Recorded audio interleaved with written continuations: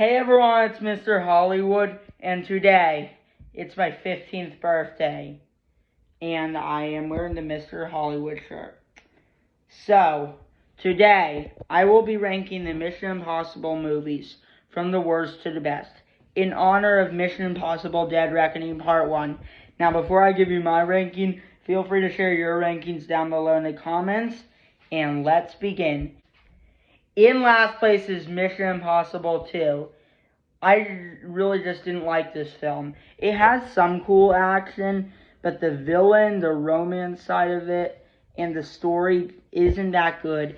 And even though it has some memorable sequences, such as the scene where he climbs the wall, it just didn't do it for me. And it is easily the weakest of the franchise, and it's not even close. There's just not much else to say. It's just not that good. But coming in at number 6 is the original Mission Impossible, which even though it's my second least favorite, I honestly still think it's a great movie, which should just show you how great the others are. And it was fun seeing Ethan on screen for the first time. And the first 30 minutes were shocking, where you thought it was going to be this one team, and then you realize it's the other. However, I will say I just didn't really like the twist at the end, and I respect that they went for it, but it just didn't work for me. However, I still think this is a really good film, and it did lead the path for the rest of the franchise. Now, coming in at number 5 is Mission Impossible 3, which had arguably the best villain with Philip Seymour Hoffman, and it is also the most personal story, where Ethan Hunt got married and he wants to save his wife. And Philip Seymour Hoffman was just so threatening and very menacing. And we need more villains like him. And this film is a really good film. The only thing that I can say that is a negative is that there's just not this one scene that just stood out above the rest, which is why it's a little lower. Still a great film. Now, coming in at number 4 is Mission Impossible Rogue Nation, which started the Christopher McQuarrie era of Mission Impossible films, where this is the first film that he directed, and then obviously directed the ones that came after. And I really do enjoy this film. It introduces the best love interest with Rebecca Ferguson as Ilsa, and the opera scene is amazing.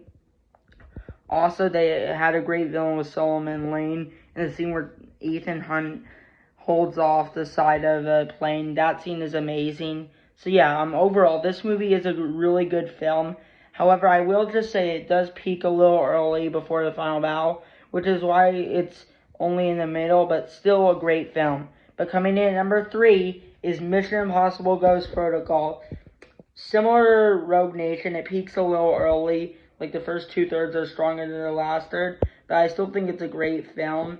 It obviously has the scene where he climbs up the building, which that scene is amazing. And it introduces Jeremy Renner, who is one of the best side characters in the franchise. So overall, I really do enjoy this film. However, there are still 2 that are better. And honestly, these top 2 are a toss-up. These are 2 of my 5 favorite straight-up action films of all time. So it was a tough call, but I openly decide that number 2 is Mission Impossible Fallout. And I do love this film. It obviously has Henry Cavill as a villain, who is one of the best villains in the franchise. It has the scene where Tom Cruise jumps off the plane, which that scene is amazing. The final battle is amazing. And this also has some of the best tension in the franchise.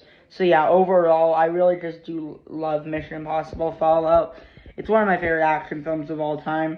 But, number 1, it has to be Mission Impossible Dead Reckoning Part 1. Call it recency bias, but this film is amazing.